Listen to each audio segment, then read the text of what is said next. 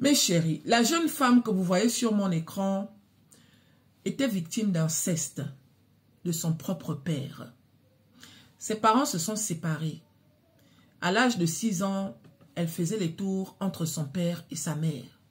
En tout cas, elle vivait chez sa mère et elle partait chez son père un week-end sur 2 et la totalité des vacances. Son père était chauffeur routier.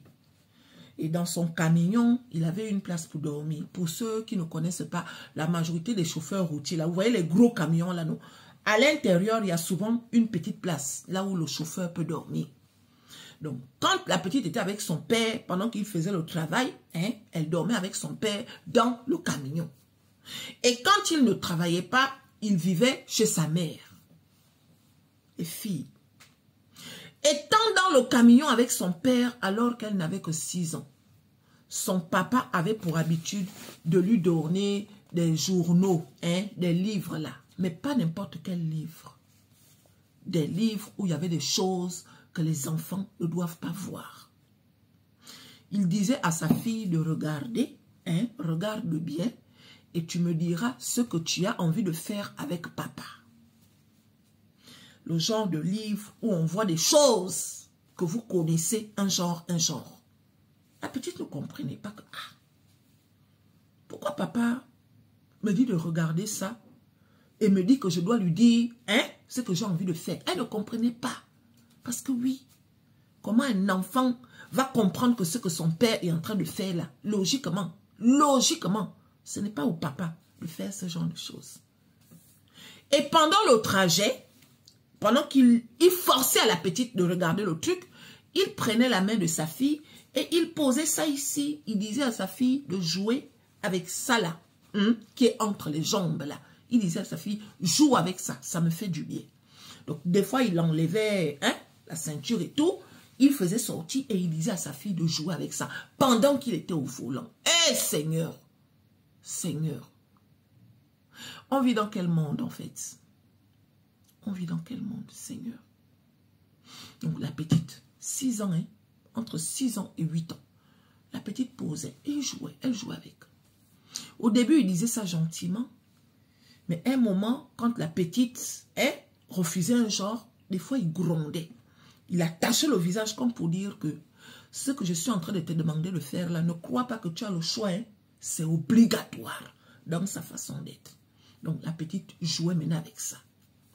Jusqu'à ce qu'un jour, il a commencé la chose sur sa fille. Il a dit à sa fille que tu ne dois jamais le dire. Parce que le jour où tu vas le dire, il y a des chances que ton papa se retrouve en prison, ta maman se retrouve en prison et toi-même là, tu ripes. Donc ce que nous sommes en train de faire là, ça doit rester entre nous. Donc le poids là, il a mis ça sur sa fille. Donc la petite s'est retrouvée coincée à accepter, à subir ce que son propre père lui faisait. Elle dit que des fois, quand mon père et moi on partait même à des soirées d'anniversaire chez des amis, il trouvait le moyen de garer son camion quelque part. Mais des fois, même pendant la soirée, pendant que je jouais avec les autres enfants, il me prenait en me disant que non, allons faire un tour dehors. Et quand il m'emmenait dehors, là, il partait me faire ça. Aïe. Eh Seigneur. Donc elle a vécu ça. Personne ne voyait. Même étant chez sa grand-mère, étant là-bas, là où elle pensait que peut-être que là-bas, elle pouvait avoir la paix. Étant là-bas, quand l'occasion se présentait, il prenait la petite quelque part et il faisait ça à sa fille. La petite n'avait jamais parlé parce qu'elle avait peur.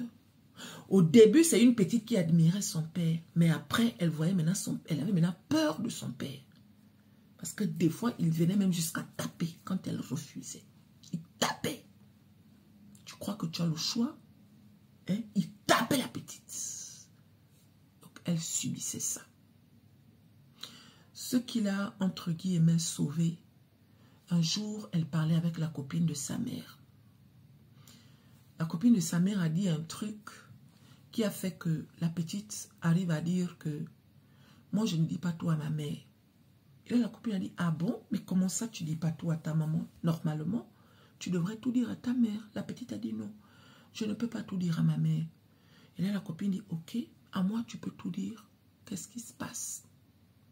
Naturellement, comme ça, la petite a réussi à faire un dessin où elle montrait le genre de scène qu'elle avait l'habitude de vivre avec son père. Elle a montré à la copine. La copine a compris, mais elle a fait comme si.